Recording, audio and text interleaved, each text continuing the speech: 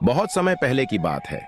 एक छोटे से गांव में रामू नाम का एक गरीब किसान अपनी पत्नी सावित्री और उनके छोटे बेटे मोहन के साथ रहता था। रामू के पास केवल एक छोटी सी जमीन थी, जिस पर वह दिन रात मेहनत करता था। उसकी जिंदगी का एक ही सपना था, अपने बेटे मोहन को एक अच्छा भविष्य देना और उसे उन कठिनाइयों से दूर रखना जिनसे वह खुद गुजर चुका था। गांव का वातावरण हमेशा जीवंत रहता था, लेकिन रामू की जिंदगी हमेशा संघर्षों से भरी थी। हर सुबह जब सूरज उगता, रामू अपने खेतों में काम करने के लिए उठता। वह अपनी मेहनत से फसल उगाने की कोशिश करता, लेकिन हर बार कुछ न कुछ समस्या आ जाती।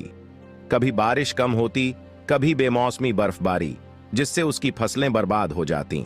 सावित्री, जो बहुत धैर्यवान और समझदार महिला थी, हमेशा रामू का हौसला बढ़ाती। भगवान हर किसी की मेहनत देखता है। हमारी मेहनत कभी बेकार नहीं जाएगी। एक दिन हमें हमारी मेहनत का सही फल जरूर मिलेगा, वह कहती। उसकी बातें रामू को हमेशा प्रेरित करती, लेकिन समय समय पर उसके मन में सवाल उठते कि क्या उसकी मेहनत का कोई मोल है। उनका बेटा मोहन, जो अभी बहुत छोटा था, अपने माता पिता की कठिनाइयों को महसूस करने लगा था। मोहन ने एक दिन अपनी मां से पूछा, मां, पिताजी हमेशा दुखी क्यों रहते हैं? क्या हम कभी खुश नहीं हो सकते? सावित्री ने उसे प्यार से समझाया, बेटा, जीवन में कठिन समय आते हैं, लेकिन हमें हमेशा धैर्य रखना चाहिए। अगर हम मेहनत करते रहेंगे तो एक दिन हमारा समय भी अच्छा आएगा। मोहन ने अपनी मां की बातें ध्यान से सुनी और सोचा, क्या मैं अपने पिताजी की मदद कर सकता हूं? उस दिन से मोहन ने तय किया कि वह अपने पिताजी की मेहनत में मदद करेगा। उसने अपने पिता के साथ खेतों में काम करना शुरू किया। एक साल गांव में भयंकर सूखा पड़ा। नदियां सूख गईं, खेतों में पानी की एक भी बूंद नहीं बची और रामू की फसलें पूरी तरह से बर्बाद हो गईं। कर्जदार दरवाजे पर दस्तक दे रहे थे और रामू के पास कोई जवाब नहीं था। हर रोज वह खेतों में जाता, सूखी और बंजर जमीन को देखता और निराश हो जाता। एक दिन रामू ने गांव के पुराने बगीचे में जाकर एक पेड़ के नीचे बैठने का फैसला किया। उसने सोचा, मैंने इतनी मेहनत की, फिर भी भगवान ने मेरी प्रार्थना क्यों नहीं सुनी?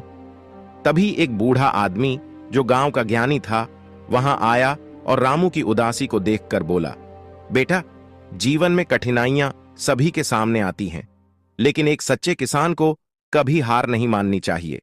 बूढ़े आदमी ने रामू को अपनी कहानी सुनाई कि कैसे उसने अपनी जिंदगी में भीषण समस्याओं का सामना किया था। हरिया चाचा ने कहा, धैर्य और मेहनत से हम हर मुश्किल को पार कर सकते हैं। तुम अपने खेतों के पास एक तालाब बनवाने का प्रयास करो। इससे तुम्हें पानी की समस्या का समाधान मिलेगा। और हां, नए बीजों और उन्नत खेती के तरीकों के बारे में भी जानो। रामू की आंखों में आशा की किरण जाग उठी। उसने हरिया चाचा की बातों को ध्यान से सुना और सोचने लगा, अगर मैं तालाब बनवा लूं तो इससे मुझे फसल उगाने में मदद मिलेगी। अगले दिन से रामू ने तालाब बनवाने के लिए योजना बनानी शुरू की। उसने गांव के अन्य किसानों से मदद मांगी।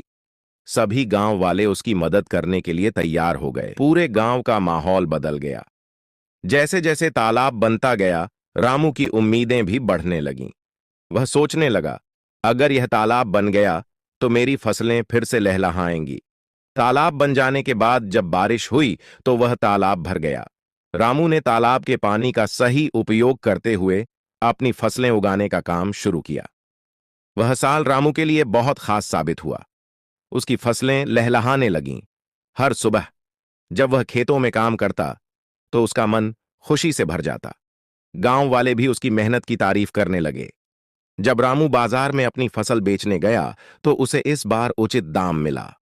उसकी मेहनत का पूरा फल उसे मिला। उसने न केवल कर्ज चुका दिया, बल्कि अपने परिवार के लिए नए कपड़े, अच्छा खाना और घर की मरम्मत के लिए भी पैसा बचाया। अब उसका घर पहले से कहीं अधिक खुशहाल था। सावित्री के चेहरे पर फिर से मुस्कान लौट आई और मोहन भी अपने माता पिता को खुश देखकर बहुत खुश था। रामू की मेहनत अब पूरे गांव में मिसाल बन गई। वह अब केवल एक किसान नहीं, बल्कि एक प्रेरणा बन चुका था। गांव के लोग उससे सीखने आते थे। रामू ने अपनी सारी जानकारी और अनुभव सभी के साथ साझा किए। उसने हर एक किसान को सिखाया कैसे नई तकनीकों का उपयोग करके फसल को बेहतर बनाया जा सकता है। गांव के किसान अब एकजुट होकर काम करने लगे। उन्होंने एक समूह बनाया जिसमें सभी किसान मिलकर अपनी फसलें उगाने लगे। उन्होंने आपस में बीजों का आदान प्रदान किया और एक दूसरे की मदद की। धीरे धीरे गांव की फसलें भी लहलहाने लगीं और सबकी जिंदगी में खुशियां लौट आईं। गांव के किसान खुशी खुशी बाजार गए और अपनी फसलें बेचीं। उन्हें इस बार पहले से ज्यादा अच्छा दाम मिला। कहानी का संदेश है कि धैर्य, मेहनत और सहयोग से हर समस्या का समाधान किया जा सकता है। अगर कहानी पसंद आए तो वीडियो को लाइक करें और चैनल सब्सक्राइब करें।